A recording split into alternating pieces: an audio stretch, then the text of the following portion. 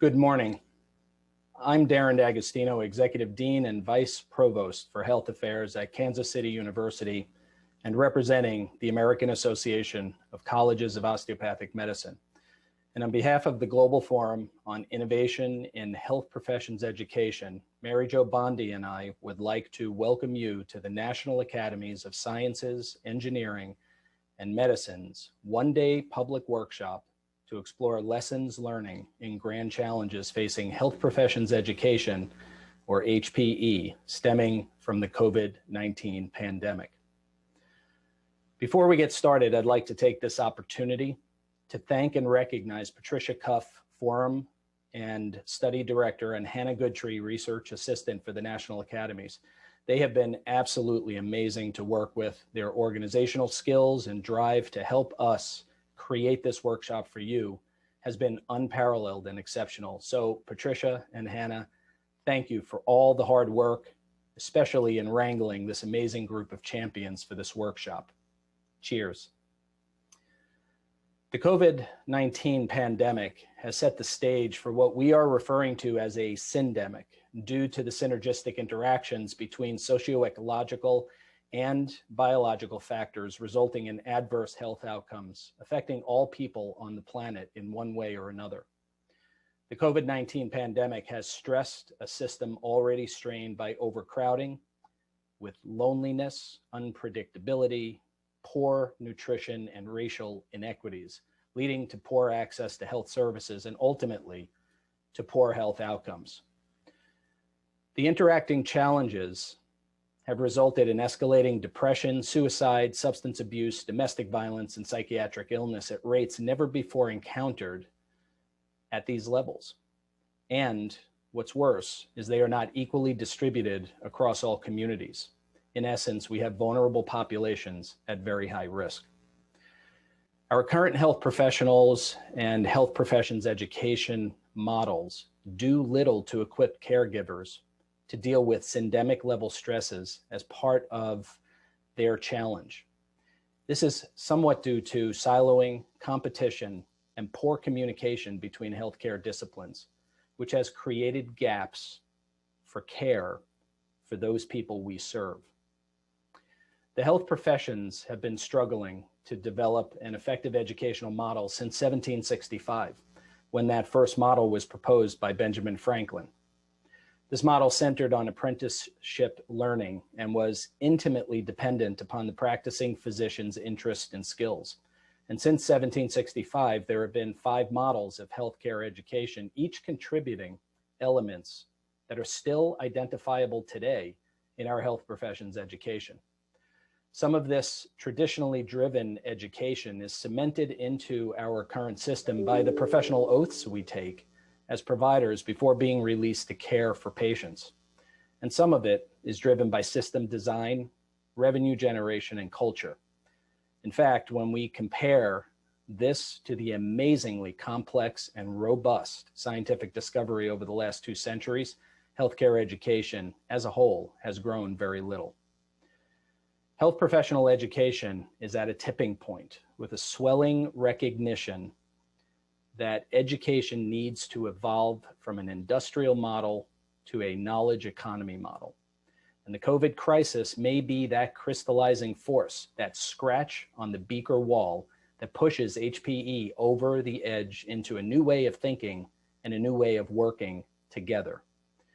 The effects of the current pandemic laid bare vulnerabilities of healthcare and health professional education. With few exceptions, foundational scientists and clinical educators were required to shift their entire curriculum to online within 2 weeks, while also innovating to maintain clinical activities, research, and personal or family responsibilities at home.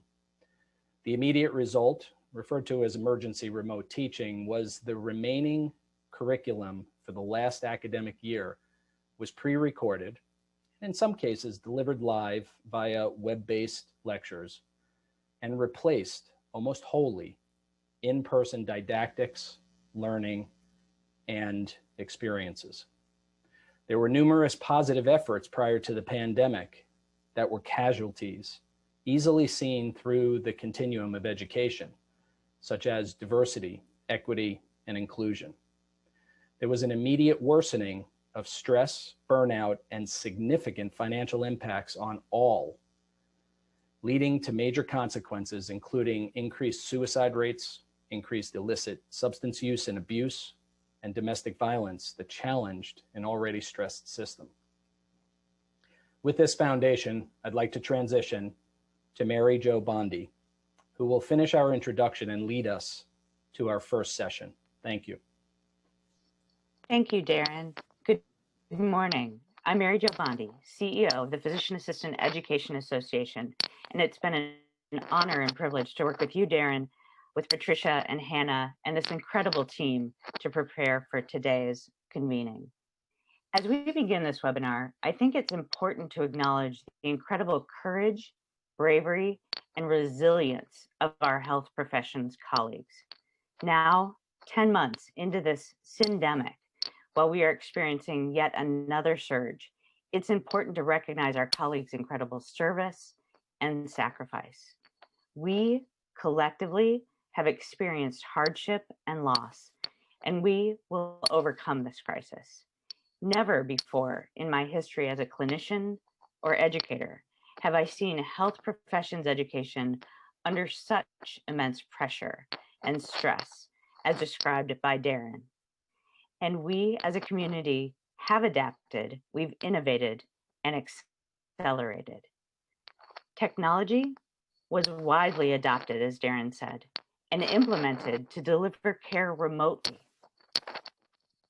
Noticed that and appreciate that researchers across the globe have collaborated at remarkable speed to produce vaccines in this time of hardship. We must look for hope. Today, we are convening over 800 registrants from over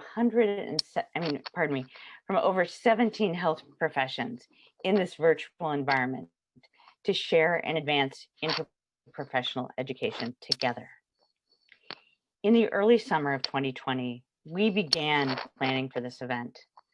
Some of us had hoped the worst was behind us.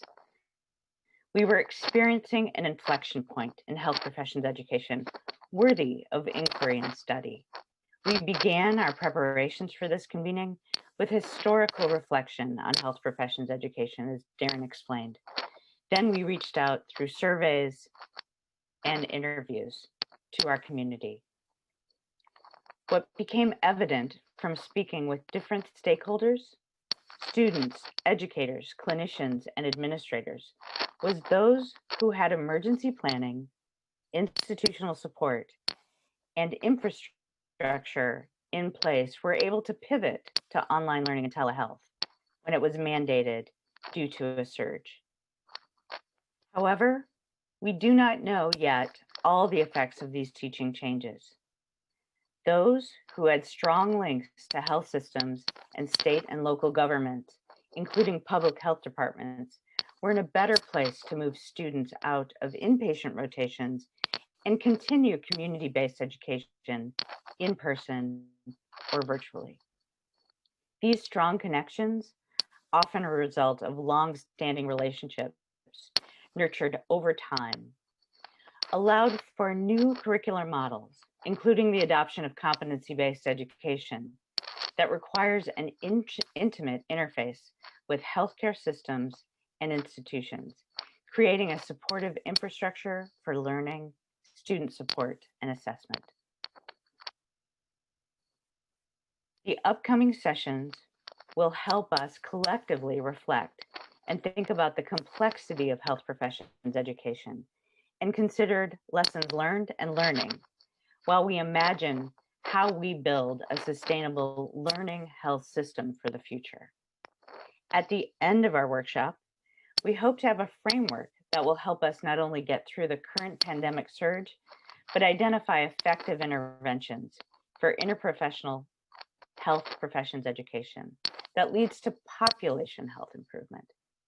COVID has taught us again that the future healthcare professional workforce must be prepared to meet the needs of the population it serves. That will require intentional change with a collective focus on the health profession pipeline, diversity, inclusion, and equity for our students, our faculty, and our patients.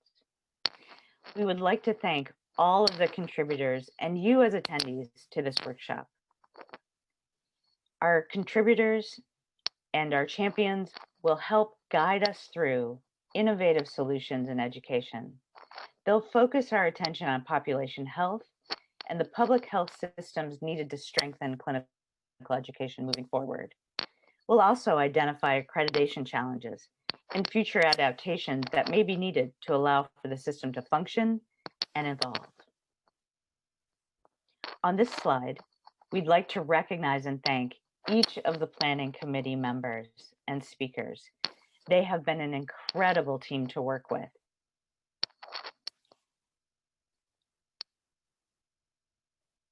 As we begin today's proceedings, please use the Q&A function to post your questions and comments.